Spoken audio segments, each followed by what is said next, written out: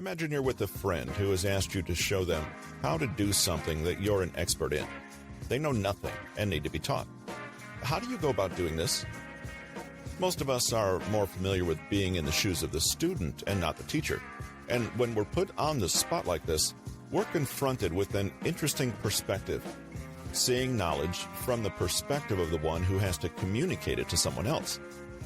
You probably had a few favorite teachers in school or university, but what exactly made them so effective? If you consider yourself a lifelong student and autodidact, you probably know that your theoretical approach, your attitude, and your methods make all the difference.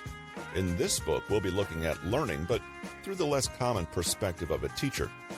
But rather than focusing on the philosophy of education in general or on school curricula, we'll be exploring the most fundamental underpinnings of what makes an excellent teacher, whether it's formally in the classroom or simply when helping out a friend. The wonderful side effect is that mastering the role of an effective teacher has a way of making you a better learner, as you become familiar with learning and knowledge acquisition as a worthy subject in itself. We'll start with the foundations of pedagogy, or the study of education and learning. But hopefully by the end of the book, you'll be able to use these general principles in creative ways that extend well beyond the standard teacher-student context. 5 key pedagogical approaches. Teaching is, in essence, a kind of conversation, where new information is communicated and conveyed to a person who doesn't possess it. The approach you take depends on how you see the student, the teacher, the relationship between them, the information, and the rules governing the transfer of knowledge. To teach your friend what you know, you could start with what they already understand, then build from there.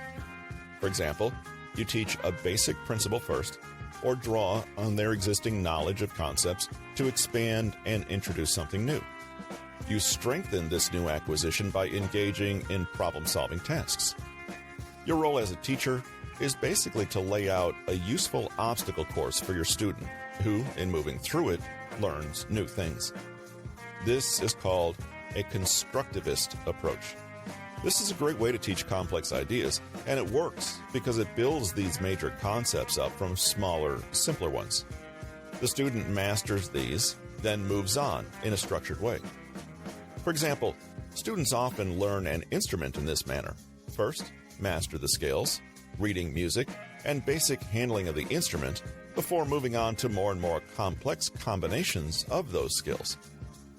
If you're teaching more than one person, say 2 friends together, utilize the constructivist approach by creating an environment of collaboration between the students. Instead of proceeding in a highly structured manner, like some other methods, you use what they both know as the basis for how you go about relaying what you want to teach. Analogies are a particularly useful way to do this and allow students to construct an understanding of a new concept based on the old one. However, one drawback of this approach is that it can be unstructured.